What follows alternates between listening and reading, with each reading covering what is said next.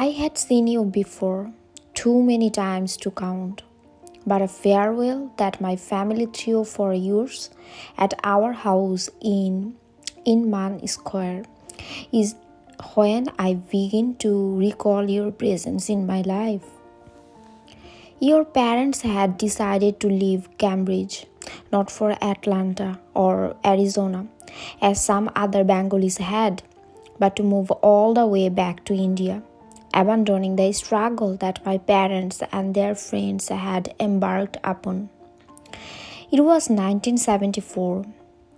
I was 6 years old. You are nine.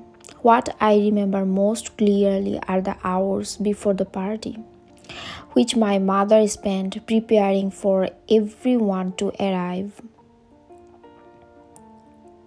The furniture was polished, the paper plates and napkins set out on the table.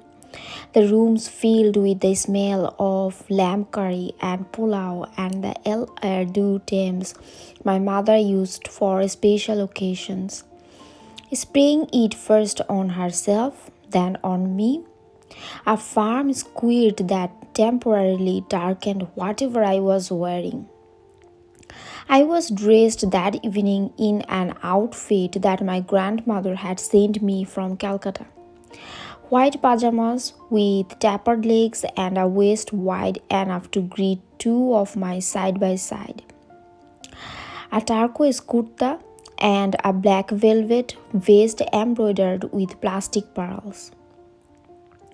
The pieces had been arrayed on my parents' bed while I was in the bath, and I had stood shivering, my fingertips puckered and white as my mother threaded a length of thick drawstring through the giant waist in the pajamas with a safety pin, gathering up the stiff material bit by bit and then knotting the drawstring tightly at my stomach. The inseam of the pajamas was stamped with purple letters within a circle, the seal of the textile company. I remember fretting about this fact, wanting to wear something else.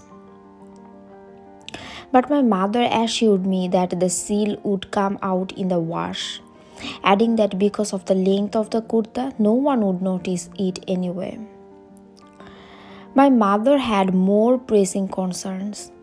In addition to the quality and quantity of the food, she was worried about the weather. Snow was predicted for later that evening, and this was a time when my parents and their friends didn't own cars. Most of the guests, including you, lived less than a 15 minutes walk away, either in the neighborhood behind Harvard and MIT or just across the Mass Avenue Bridge.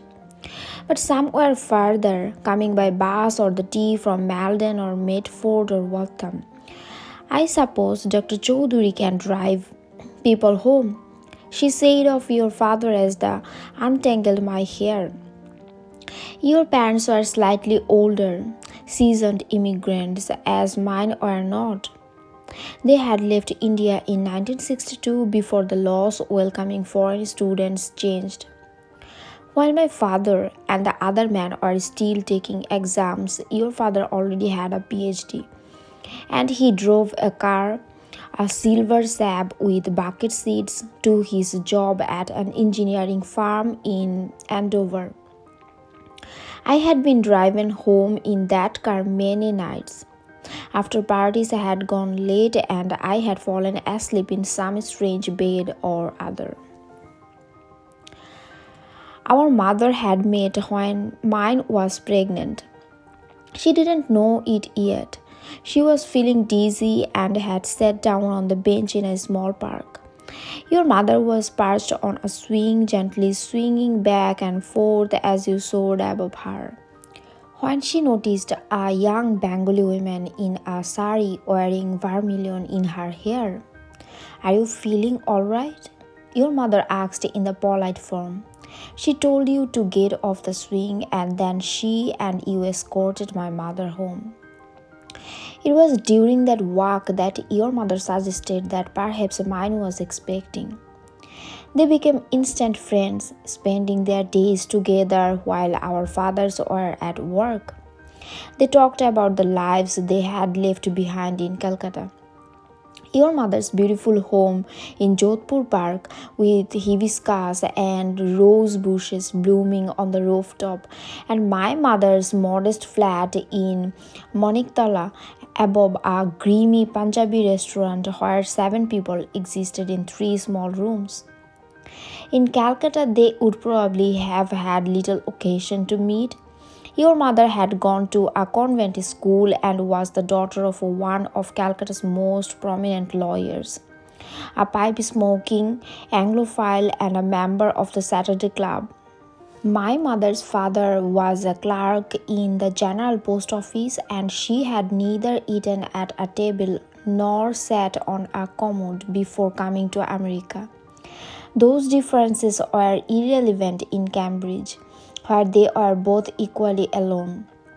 Here they stopped together for groceries and complained about their husbands and cooked at either our stove or yours, dividing up the dishes for our respective families when they were done. They knitted together, switching projects when one of them got bored. When I was born, your parents were the only friends to visit the hospital. I was fed in your old high chair, pushed along the streets in your old pram. During the party, it started snowing. As predicted, stragglers arriving with wet, white caked coats that we had to hang over the shower curtain rod. For years, my mother talked about how, when the party ended, your father made countless trips to drive people home, taking one couple as far as Braintree, claiming that it was no trouble, that this was his last opportunity to drive the car anyway. In the days before you left, your parents came by again to bring over pots and pans, small appliances, blankets and sheets, half used bags of flour and sugar, bottles of shampoo. We continue to refer to these things as your mothers. Get me Parul's frying pan, my mother would say. Or I think we need to turn the sitting down on Parul's toaster. Your mother also bought over shopping bags filled with clothes that she thought I might be able to use that had once belonged to you. My mother put the bags away and took them with us when we moved a few years later from Inman Square to a house in Sharon, incorporating the clothes into my wardrobe as I grew into them. Mainly, they are winter items, things you would no longer need in India. They are thick t shirts and turtlenecks in navy and brown. I found these clothes ugly and tried to avoid them, but my mother refused to replace them. And so I was forced to wear your sweaters, your rubber boots on rainy days. One winter, I had to wear your coat, which I hated so much that it caused me to hate you as a result. It was blue black with an orange lining and a scratchy grayish brown trim around the hood. I never got used to having to hook the zipper on the right side, to looking so different from the other girls in my class with their puffy pink and purple jackets. When I asked my parents if I could have a new coat, they said no. A coat was a coat, they said. I wanted desperately to get rid of it. I wanted to be lost. I wished that one of the boys in my class, many of whom owned identical coats, would accidentally pick it up in the narrow A club where we rushed to put on our things at the end of the day. But my mother had gone so far as to iron a label inside the coat with my name on it, an idea she had got from her subscription to Good Housekeeping. Once I left it on the school bus. It was a mild late winter day, the windows on the bus open, everybody's outerwear shed on the seats. I was taking a different bus than usual, one that dropped me off in the neighborhood of my piano teacher, Mrs. Hensey. When the bus neared my stop, I stood up, and when I reached the front, the driver reminded me to be careful crossing the street. She pulled back the lever that opened the door, letting fragrant air onto the bus. I was about to step off, coatless, but then someone cried out, "Hey Hema, you forgot this." I was startled that anyone on that bus knew my name. I had forgotten about the name tag. By the following year, I had outgrown the coat, and to my great relief, it was donated to charity.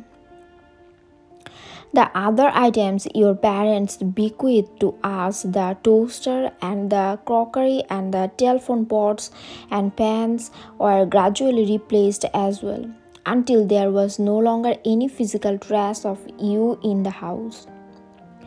For years, our families had no contact.